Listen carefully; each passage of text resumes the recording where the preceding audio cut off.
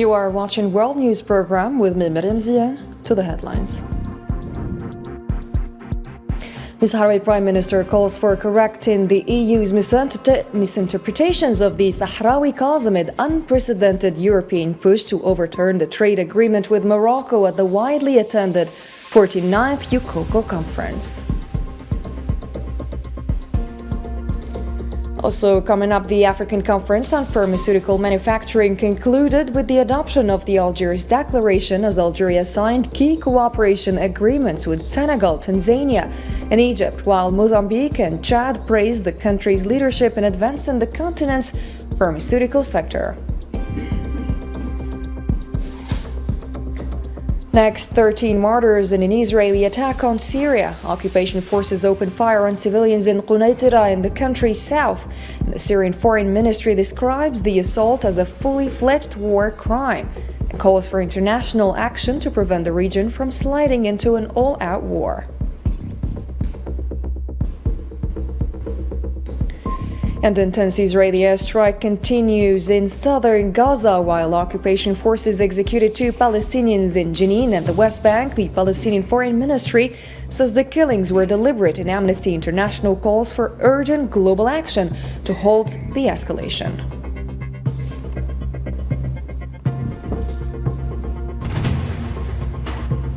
First in our news, the 49th UCOCO conference opened Friday in Paris with broad international participation under the theme Self-Determination and Respect for Western Sahara's Right to Decolonization.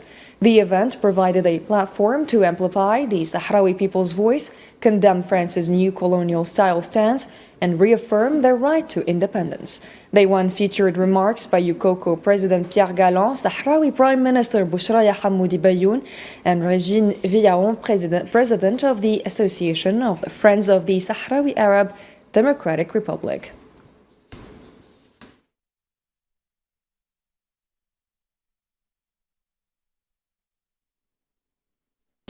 Sahrawi presidential advisor Abi Bouchraya al-Bashir said the UCOCO conference demonstrated the wide popular support that the Sahrawi cause enjoys among the French public. Speaking to Al 24 News, he said UCOCO had sent strong messages to the French authorities, whom he described as the primary supporter of the Moroccan occupation. The organization of the 49th edition of the annual European Coordinating Conference of Support to the Sahrawi people in Paris signals a strong message that France, which is known at the official level for its hostile positions towards the Sahrawi people, both at the national level and at the multilateral level within the United Nations, but the very same France, the civil society and the representatives of political parties are expressing their solidarity with the Sahrawi people and hosting this conference to show not only solidarity but also their readiness to continue supporting the Sahrawi people in this phase of their national struggle.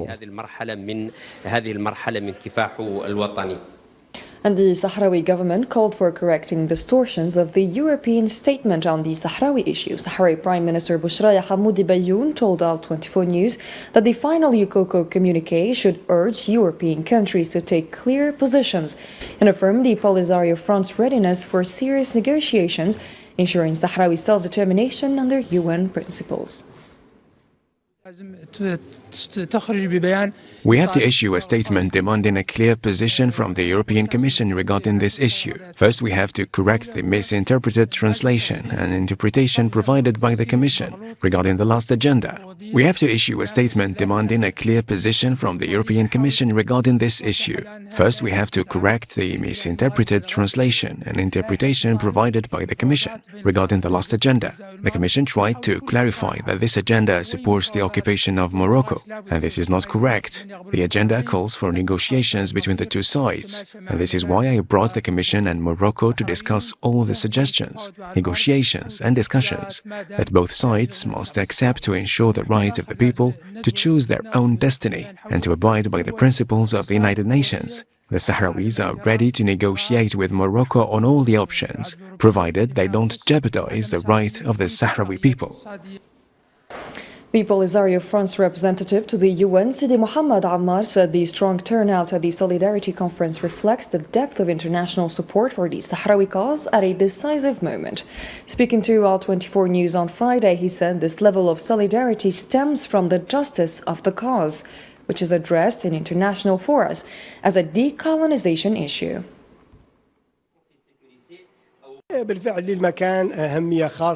Certainly, the place holds special importance as we are in the capital of a country known for its role in supporting the Moroccan occupation. The arrival of supporters representing various organizations and bodies in the heart of Paris these days as part of a major annual event organized by the International Solidarity Movement with the Sahrawi people adds significant value.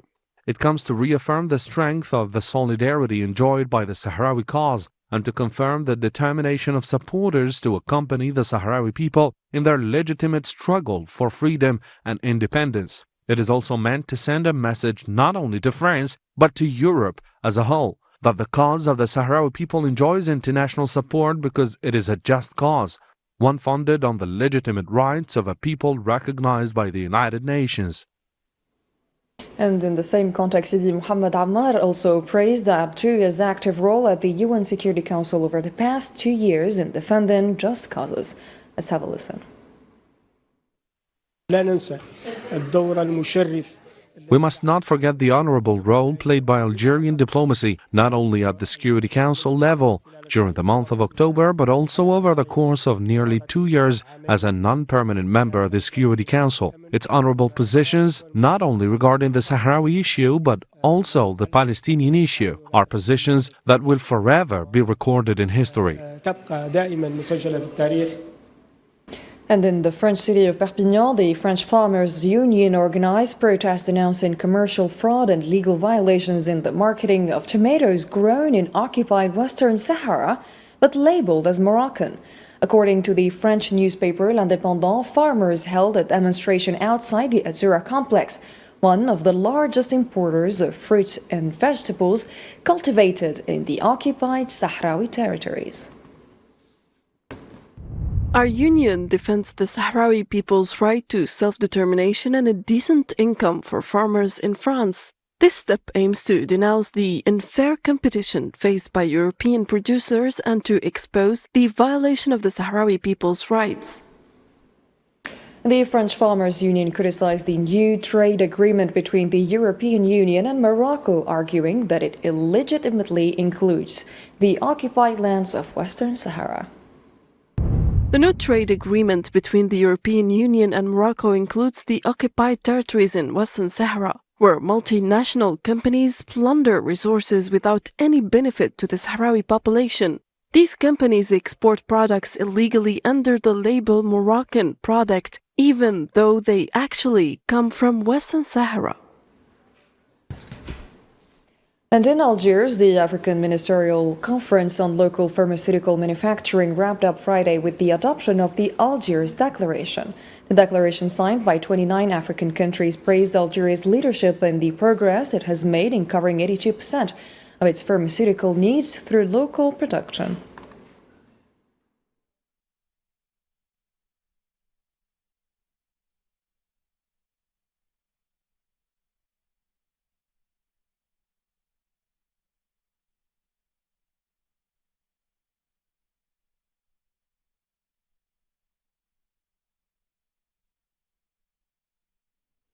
And the president of the Algerian National Health Security Agency, Kamal Sanhari, said Algeria's experience in pharmaceutical production and health technologies represents a practical model that African countries can adopt. Speaking on the sidelines of the ministerial conference, he noted that geographic proximity and shared economic conditions across Africa make the Algerian model highly relevant, especially given the industrial and regulatory infrastructure that ensures safe, high-quality medicines. Les pays africains pour There is cooperation among African countries in the field of exchange through a number of bodies, such as the Medical and Health Agency, the Medicines Agency, and others. These countries have concluded agreements that allow them to exchange information and prepare in a more efficient manner. While these procedures are implemented within the various global and technical institutions in Africa, all of this will contribute to reducing costs, whether by providing the materials needed for drug manufacturing or by monitoring to ensure its effectiveness and absence of side effects. At the African Ministerial Conference on Local Pharmaceutical Manufacturing, Algeria signed agreements with Senegal and Tanzania to enhance cooperation in drug regulation, public health and product safety. Mozambique praised Algeria as a strong and reliable health partner, while Chad highlighted its pharmaceutical production as a major leap for African industry. Egypt, for its part, announced a joint plan with Algeria to develop pharmaceutical and medical supplies, praising the quality of Algerian products, aiming to expand trade and cooperation across the sector.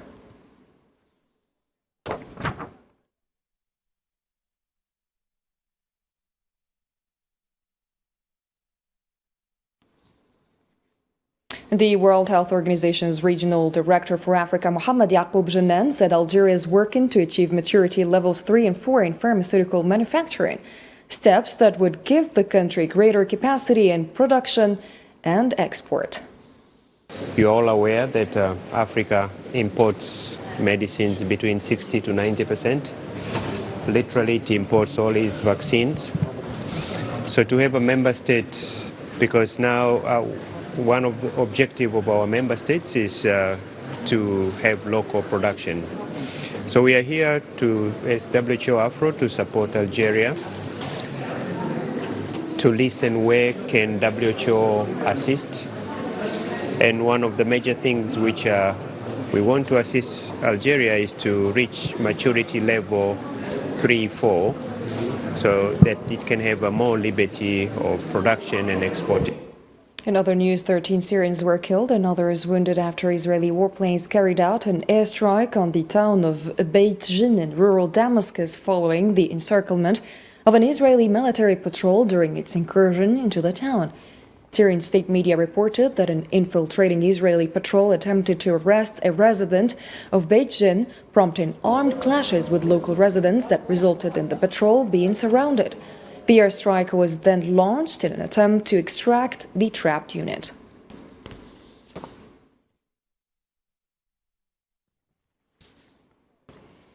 On Friday, Israeli occupation forces opened fire on a group of civilians in the village of Al-Hamidiyya in the Qunayt countryside in southwestern Syria. According to the Syrian news agency Sana, the Israeli forces fired on civilians from Al-Hamidiyya as they were returning from a popular gathering in Khan Arnaba held in support of Syria's unity and in rejection of the occupation's crimes.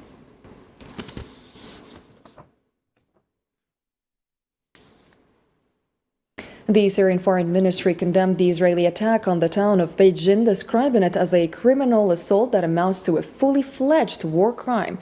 In a statement Friday, the ministry said that after failing in its incursion, the occupation forces deliberately and brutally bombed the town, holding the Zionist entity responsible for this dangerous act of aggression.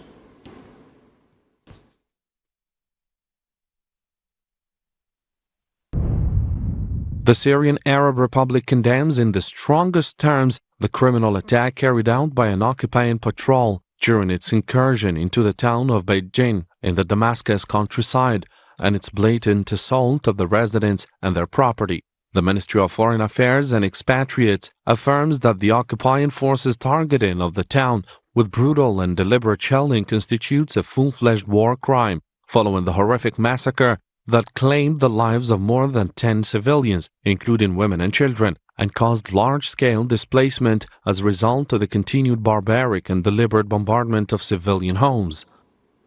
And a Palestinian was killed on Friday morning after Israeli forces bombed the town of Beni Suhaila east of Khan Yunis in southern Gaza.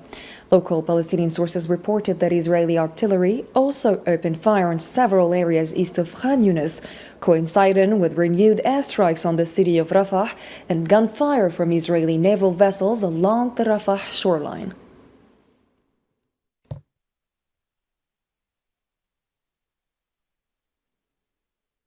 Israeli occupation forces executed 2 Palestinians at point-blank range Thursday evening in Jenin, West Bank. According to the Palestinian news agency, Israeli forces surrounded the house in the Jabal Abu Tahir area, fired live ammunition from the ground and air, then used a bulldozer to breach the storage room, forcibly removed the 2 men, executed them, and seized their bodies.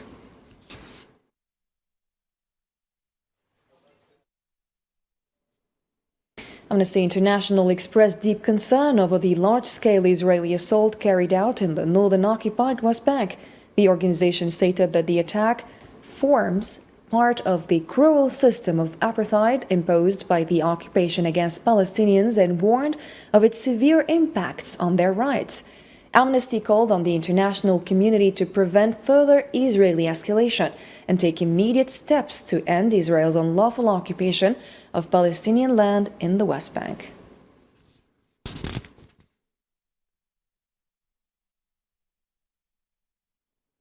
And Tunisian President Kais Saied described the European Parliament decision calling for the release of detainees as blatant interference in Tunisia's internal affairs. During a meeting with Tunisian Foreign Minister Mohamed Ali Nafti at Carthage Palace, Saied emphasized that Tunisia is an independent and sovereign state and will not accept interference from any party under any circumstances.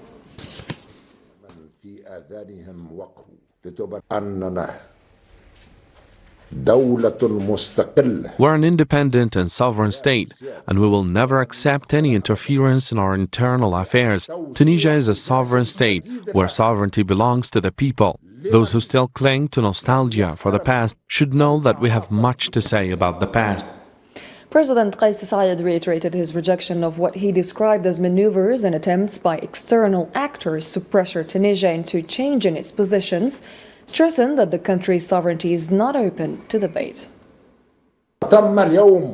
Today, you have also been instructed to deliver a strongly worded protest to a representative of a foreign state accredited to Tunisia, a protest against those who have not respected diplomatic norms, those who do not respect our country, the sovereignty of our people, and the most basic rules of conduct in dealing with other nations. They must know that we will not accept nor tolerate this, and they must bear full responsibility for their actions. Guinea-Bissau President Umaro Sissoko Embalo arrived safely in Senegal Thursday after being detained during a military coup. He was transported on a military plane provided by Senegal following ECOWAS intervention, a day after officers in Guinea-Bissau took control of the country ahead of presidential election results. 2 days later, the African Union suspended Guinea-Bissau's membership in all its bodies. EU Commission Chairman Moussa Faki Mahmoud said the suspension takes effect immediately across all of the EU institutions, or the AU institutions.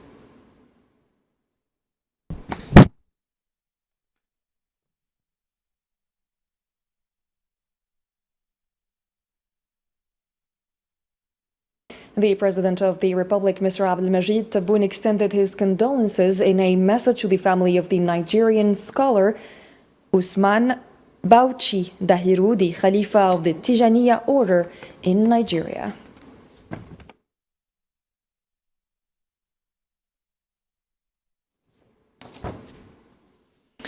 Russian presidential spokesperson Dmitry Peskov announced that Washington has delivered to Moscow the parameters of the plan agreed with Ukraine in Geneva, which will be discussed next week. Speaking to Russia today, the Kremlin spokesperson emphasized that Moscow does not want to discuss the Ukrainian settlement publicly.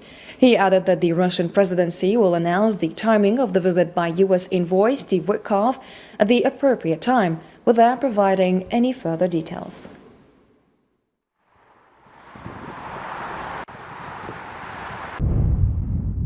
The main parameters of the U.S. plans regarding Ukraine were conveyed to Moscow after being discussed at the Geneva meeting. The discussion will take place in Moscow next week.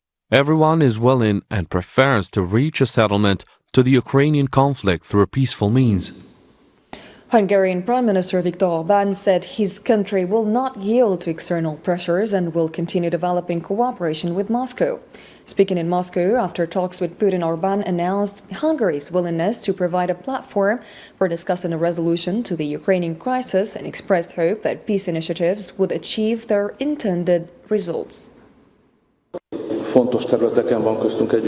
We're pursuing a sovereign foreign policy, and our approach to Russia is consistent. We cooperate in important areas, and we have not yielded to external pressure, nor ceased our engagement in any of these crucial areas. I would like to emphasize that the foundation of Hungary's energy security is stable energy supplies, past, present, and future. We highly value the stability and predictability of Russian supplies, and Hungary is interested in continuing the energy dialogue with your country. Our meeting today provides an opportunity to reaffirm Budapest's readiness to offer a platform for such negotiations, and we're prepared to contribute to the successful conclusion of this process. And Russian President Vladimir Putin described on Friday Iran's stance on the Ukrainian issue as balanced, expressing Moscow's readiness to negotiate with Ukraine using the Budapest platform. Orban's position on the Ukrainian issue is balanced. Orban is defending the interests of his country and his people. It is a matter of using the Budapest platform during our negotiations. I would be very happy about that, and I want to thank you for your willingness to help. Relations between Russia and Hungary are currently based on a pragmatic approach to developing bilateral relations. We have created an atmosphere that allows us to speak frankly and discuss any issues. This gives us the ability not only to talk, but also to find solutions to any problems. And on a lighter note, the Algerian National Theatre hosted an inspiring international performance by Russia's Briantsev Theatre. Their play, At Dawn, captivated audiences with powerful performances and a modern artistic perspective. The production offered a unique cultural experience, further strengthening artistic ties between Algiers and Moscow.